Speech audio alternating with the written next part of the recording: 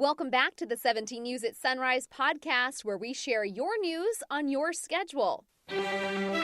Working in the spirit of the Golden Empire, this is 17 News at Sunrise. Good morning. Right now at 5, after a marathon public hearing, county supervisors finally vote on a controversial permitting ordinance for future oil and gas drilling here in Kern County. And yet another day awaiting that update from the state on whether Kern County can move out of the purple tier and see fewer restrictions on businesses and life in general. We'll tell you the key factors that play into the decision and what will change once we change tiers.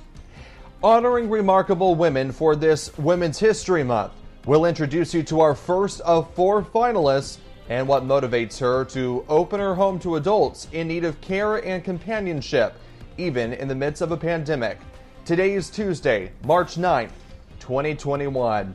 Good morning, Kern County, and thanks so much for starting your day with us. It's hard to believe that we are going through March. It's just breezing on by. And talking about breezing on by, started to see the winds pick up just a little bit yesterday, especially in the late afternoon, evening hours. Maddie? Yeah, we definitely felt that up in the mountains for sure, Alex. And we know that we do have some winter weather possibly headed our way with another storm this week, even though we're well into March now. Let's check in with Kevin because we sure do need that moisture. Yeah, it is March, but it is going to be very winter-like heading into tonight and especially into our Wednesday, into the Kern County mountain locations where we are expecting some snow to fall. Right now, we have some clouds that are drifting in from the west. That will continue throughout the day, and I think that'll be our main thing to see today is just some cloud cover. I'm not expecting any rain or mountain snow till late tonight into tomorrow. Take you outside right now. Bakersfield sits at 46 degrees. No winds to talk about. Definitely jacket weather. And you can see throughout the day a mix of sun and clouds throughout the day. Temperatures will be into the 60s. And then for the Tehachapi area, there is a breeze out there right now, and that will continue throughout the day. 34 degrees with a sustained wind right now out of the west-northwest at 14. And as we take a look at the day, you can see those winds will continue. Temperatures expected into the 40s today. And again, a mix of sun and clouds. The chance of rain does increase by this evening into tomorrow. And we'll talk about those snow levels as well coming up in just a bit. Back over to you. All right, thanks so much, Kev.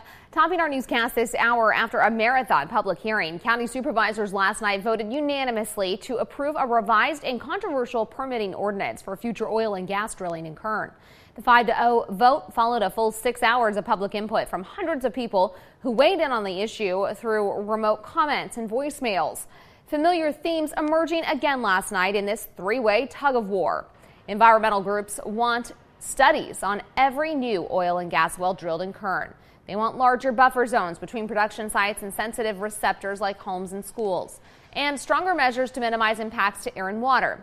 Growers want enhanced protection for farmland disrupted by drilling, and the oil industry wants regulation clarity. County planners say the ordinance, with its 87 mitigation measures, balances the needs of stakeholders and the energy demands of California.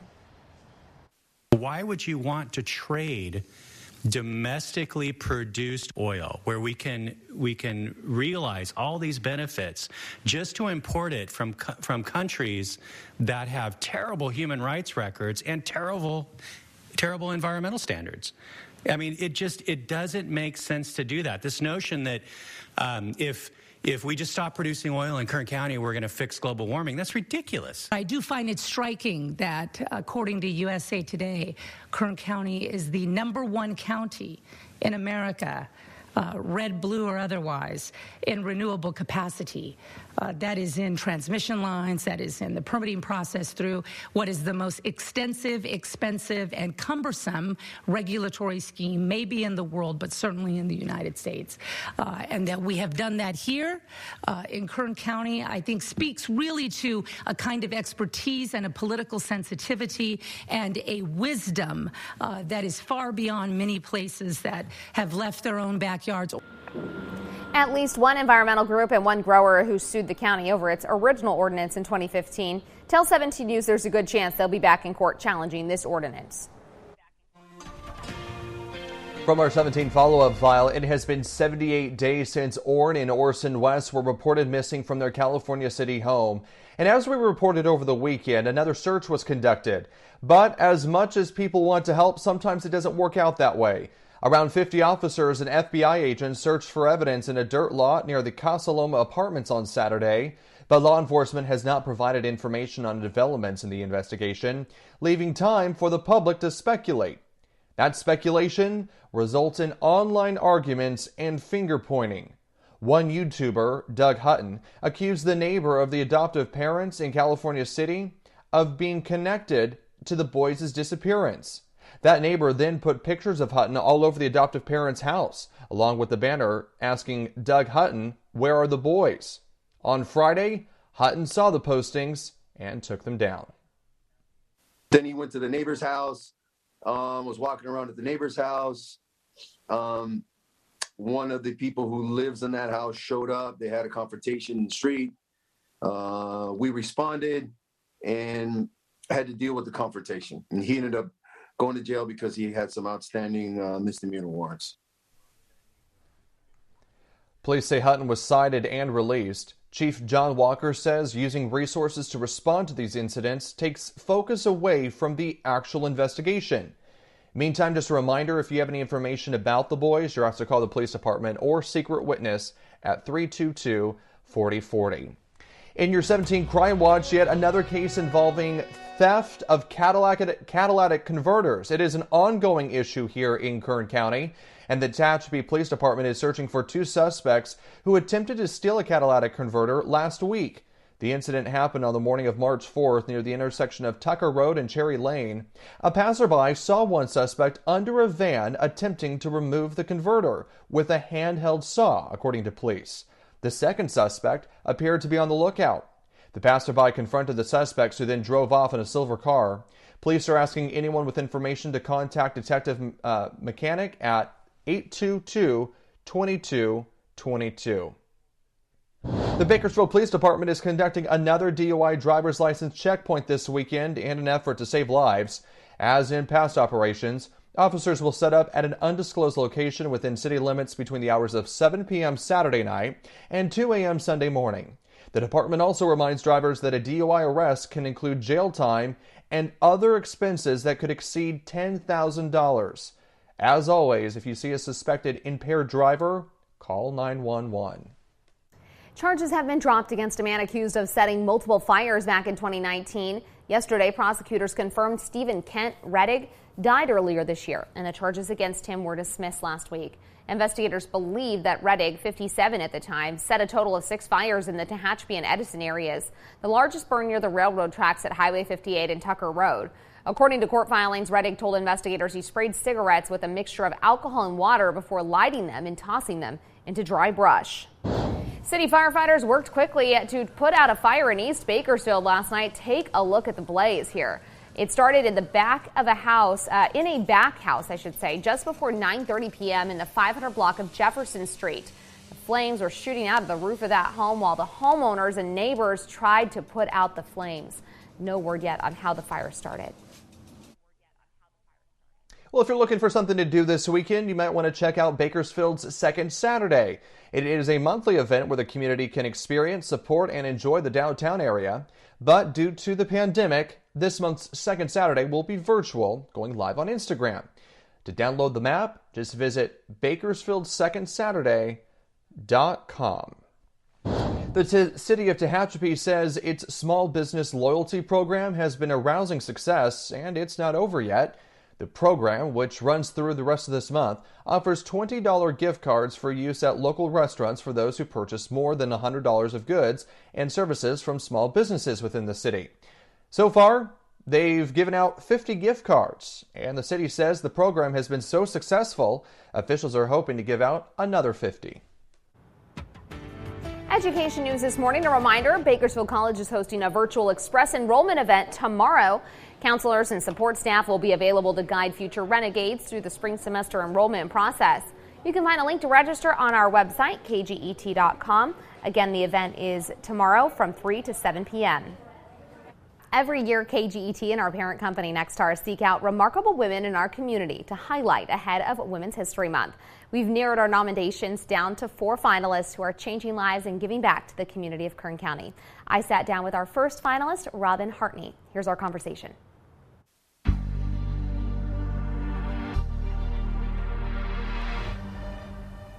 What does it mean to you to be nominated and recognized as a remarkable woman in our community? It really means a lot to me because when you do things for people, you in the back of your mind, you're always wondering if whatever you're doing makes a difference, or if people really appreciate the things that you do. And by being nominated, it just lets me know that, I am making a difference to keep doing what I'm doing, that there's always somebody out there that needs somebody to lend them a helping hand. And I just really, really appreciate being nominated. What did you think when I called you and told you that? Well, I was really surprised because I'm like what you would call the person behind the curtain. I like to do a lot of stuff for people, but I don't like to be out in the front. And I was really a little bit nervous because I'm just humble. I'm humble, and I just like to do it without being recognized for it. But I do appreciate this. Tell me a little bit about the work that you do with California Mentor and local adults with disabilities. Well, California Mentor is a FHA, it's a home agency where Kern Regional has adults with disabilities that some can live on their own and some cannot live on their own. And they find a person that's willing to have them placed in their home and become part of their family, and to guide them and lead them and, help them become as independent as possible, so that one day they can come out of a FHA supervised home and go into their own home and live on their own. And that's one thing that I do. I'm also, on the flip side, I work for the other part, to where when they come with the other part where they do live on their own, and I go into their homes and I assist them with whatever daily needs that's needed at that time, such as making sure that they take their medication, that they're eating properly, that their home is clean, that they're keeping up with their doctor's appointments, and that that they're just not sitting in their house all alone. I just fell in love with them. They're such amazing people. And all they want is, love and somebody to treat them as normal as possible. Your friend who nominated you, just raved about just the way that you serve the community, you love your family, you feed the homeless, you care for people in your family. What gives you the drive to serve people so well and love people so well? I think my love for people, and it's just in me. My mother, she raised us to try to help everybody. My mother, I lost her last year in March, and she's always helped people, no matter what. She's always helped them, and she installed that in me, to help people as much as I can. Even though I don't have a lot, and I am basically living paycheck to paycheck, but there's some people that's way worse than that. What is one piece of advice you'd give to other young women in our community? Help. You don't know how blessed you would be by blessing someone else. There's always a blessing in helping someone else. There's always people that's less fortunate than yourself. So give from your heart and just do it. KGET Business Watch is brought to you by Grapevine MSP Technology Services, the Valley's leading IT service provider. Welcome back in your 17 Business Watch. And COVID-19 forced Americans to focus on where they live, how they live, and what that looks like for their families. And now a major home improvement retailer is committed more than $10 million to improve communities coast to coast. Here's NBC's Dan Schindeman. A company dedicated to improving homes now wants to improve communities. might be a community center that needs revitalization, a garden, a block, something that has maybe fallen into disrepair, has been subject to the many natural disasters we know. Lowe's, the retail chain, is celebrating its centennial and is promising to spend $10 million on 100 neighborhood projects. What better way to mark 100 years than to give back to 100 communities in the very country in which we were born? Marissa Thalberg of Lowe's says anyone interested can apply online at lowes.com/100 hometowns. We're opening up applications, nominations now through April 19th, and then we're going to cull through them. And I just can't wait to hear some of the stories behind the whys. Why my town? Why my community? And we're going to do our best to pick. Thalberg says the projects come at a time when Americans need a sense of community. 2020 and now into 2021 has certainly been a reckoning of the importance of home, and we've recognized it in ways that I think are more profound than ever before. But when you think of home as a place beyond your own four walls and extending into your community, The projects will start later in the summer or early fall. Dan Shenelman, NBC News. Those who are fully vaccinated can now safely visit family in town without wearing a mask. That's the new guidance from the CDC. Tracy Potts has more on yesterday's update, plus the latest on coronavirus relief. That could be happening. A vote could be happening later today. Good morning, Maddie. House Speaker Nancy Pelosi says they're just waiting on the paperwork from the Senate to get moving on this relief bill vote. While they're waiting, the CDC's got new advice for 30 million people who've been fully vaccinated. The CDC says masks should still be worn in public, but if you're fully vaccinated, it's okay to visit family from one household in town without a mask or social distancing 2 weeks after the final shot. If grandparents have been vaccinated, they can visit their daughter and her family, even if they have not been vaccinated, so long as the daughter and her family are not at risk for severe disease. Americans ready to come out of hiding. Go to the beach, go out, visit family. I'm looking forward to visiting my grandkids. Travel is still discouraged. Health experts are concerned with spring break just around the corner. Florida is already seeing crowds. I see so many freaking people, and honestly, everyone's like almost piled up on top of each other. Texas lifts its mask mandate tomorrow. That this doesn't come back to create an influx of cases and super spreader virus. In Washington, the House of Representatives could take a final vote on coronavirus relief today or tomorrow morning. So far, with no Republicans supporting the nearly $2 trillion plan. As